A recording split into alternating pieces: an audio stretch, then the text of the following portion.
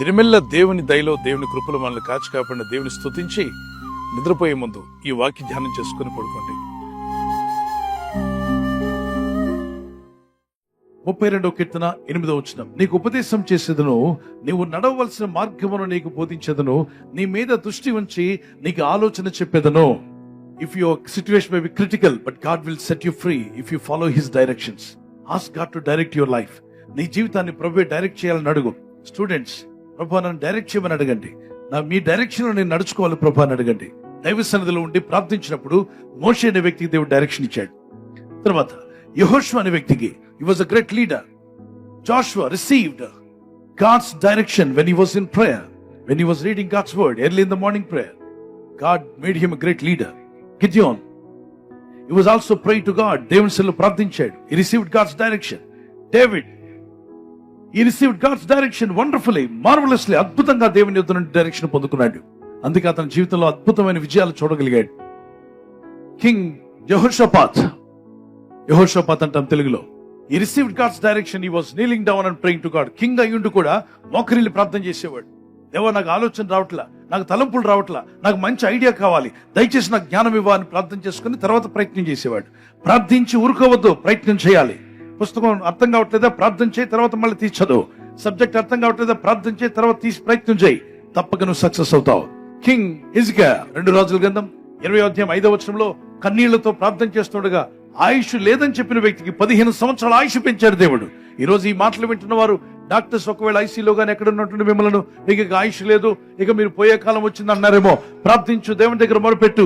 ఈ దేవుడు సజీవుడైన దేవుడు నీకు ఆయుష్ పెంచగలడు.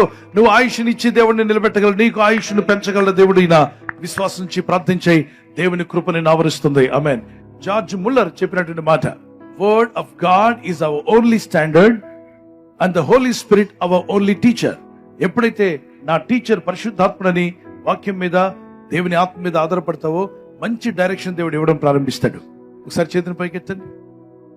ఈ మాటలు నాతో చెప్పండి. యేసునాథా, నీ కృపలో నేను వర్ధిల్లాలని, నీ చిత్తం నేను చేయాలని, నీ డైరెక్షన్ మాకు కావాలని ఆశతో ప్రార్థిస్తున్నాం నాయన. ప్రతి రాత్రి నీ ప్రజలందరూ ప్రార్థిస్తుండగా నీ రాకడలో ఎత్తబడే విధంగా మమ్మల్ని డైరెక్ట్ చేస్తున్నాం. ప్రార్థించే ఆత్మ నాకు దయచేయండి. ఆన్లైన్ లో ప్రార్థనలో, వ్యక్తిగత ప్రార్థనలో విశ్వాసములు ఎదుగుతూ, వాక్యములు ఎదుగుతూ నీ కొరకు నిలబడే కృప నాకు మా అందరికీ, ప్రపంచంలో నీ ప్రజలందరికీ యేసు నామములో దయచేయమని. ఈ రాత్రి నెమ్మదితో పండుకొని సురక్షితంగా కాపాడబడినట్లుగా నీ అగ్ని కంచి వేసి మమ్మల్ని కాపాడండి.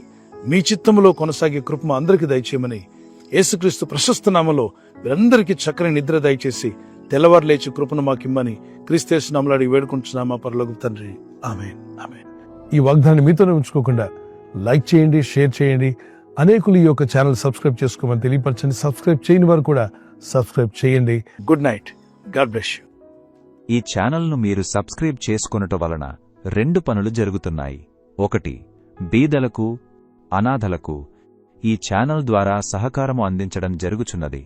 2, సువార్త జరుగుచున్నది, ఆత్మలు రక్షించబడుచున్నాయి. మనము సబ్స్క్రైబ్ చేసుకొనుట ద్వారా అందరికీ సహాయం చేస్తున్నవారమవుతున్నాము. ఖచ్చితంగా ఈ యూట్యూబ్ ఛానల్ను సబ్స్క్రైబ్ చేసుకుని బెల్ బటన్ను క్లిక్ చేయండి. మీకు వెంటనే మెసేజెస్ పంపబడతాయి.